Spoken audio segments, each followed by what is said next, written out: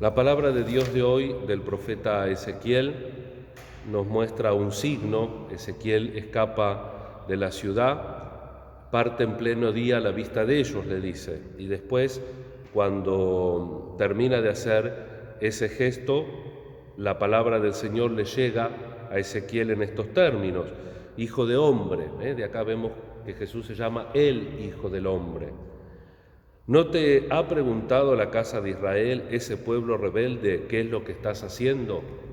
Es un signo de que si el pueblo no deja de ser rebelde y no se vuelve a Dios, Dios va a permitir otra deportación, que es la deportación de la cual estamos tratando en estos días, en las imágenes inclusive que va teniendo Ezequiel, la deportación de Babilonia.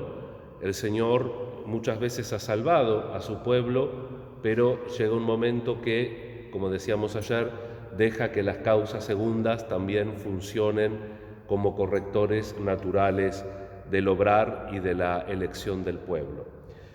La palabra de Dios del Evangelio continúa el discurso así llamado de la comunidad. Ayer fue la corrección fraterna. Hoy el tema es el perdón. De alguna manera Dios se toma a sí mismo la situación del hermano que necesita el perdón, en el sentido de que como Dios nos ha perdonado, inclusive como pecado original, la rebeldía, y nos perdona cuando volvemos a Él arrepentidos todos los pecados actuales, así también el Señor, como nos ha perdonado tanto, espera que nosotros aprendamos a perdonar. Y pone esta pequeña parábola, ¿no? Este rey que perdona una cifra muy, pero que muy grande, y cuando este que es perdonado sale sin cárcel, sin deuda, agarra a un compañero que le debe prácticamente nada y lo mete en la cárcel. Entonces los otros compañeros, que uno podría decir, uy, qué chusmas los otros compañeros, pero digamos, para cerrar el ciclo de la imagen, van a decirle al Señor lo que pasó, y él, muy enojado, le dice: yo te perdoné una fortuna, tú no debías hacer lo mismo. Es decir, el Señor se pone en el medio de el perdonar al prójimo. Y en el Padre Nuestro, evidentemente que es un tema muy querido por el Señor, el tema del perdón, también condiciona el perdón que nos ofrece al perdón que nosotros somos capaces de dar. Perdona nuestras ofensas, o como decían antes, nuestras deudas, como nosotros perdonamos a los que nos ofenden o a nuestros deudores. Vamos a pedir al Señor esa capacidad de perdón.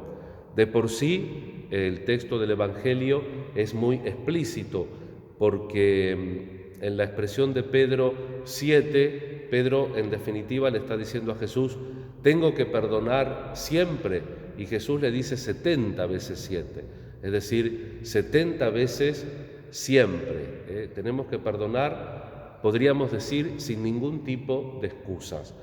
Evidentemente que la comunidad no se puede construir sin perdón, y ese perdón también, para ser auténtico, tiene que partir de la historia. Si nosotros no vivimos una experiencia correcta del perdón de Dios, no podemos darlo generosamente como el Señor espera que lo hagamos.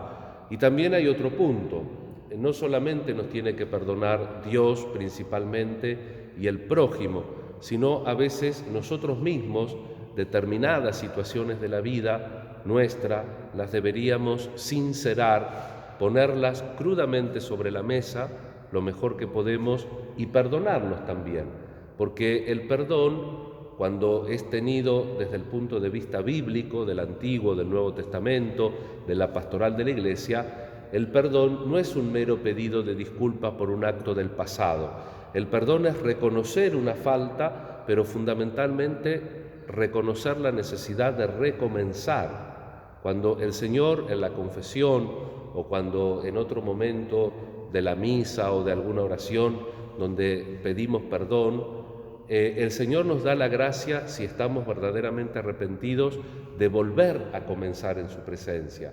Este señor que debía tanto al rey no tuvo que ir a la cárcel, no tuvo que vender a su familia, no se tuvo que vender él mismo. El Señor con ese perdón le da la posibilidad de volver a comenzar. Pero muchas veces nosotros somos como este señor, que en vez de salir y comenzar de nuevo de verdad, vamos y exigimos al otro lo que nosotros no somos capaces de dar. Por eso es muy importante este Evangelio para que entendamos la necesidad que tenemos de recibir el perdón del Señor, de aprender a perdonar a los otros, pero también sentirnos perdonados, vivir como perdonados. Sabemos que Dios no hay duda que lo hace. Y por otro lado, este punto que tal vez es un poquitín más difícil, aprender a perdonarnos nosotros mismos para que de verdad el recomienzo de nuestra vida sea auténtico y provechoso. Si es provechoso para uno porque hemos hecho bien los pasos, necesariamente también va a ser provechoso para los demás. Pedimos por las necesidades, por las intenciones de siempre y le pedimos a Jesús que nos enseñe a perdonar 70 veces siempre. Que así sea.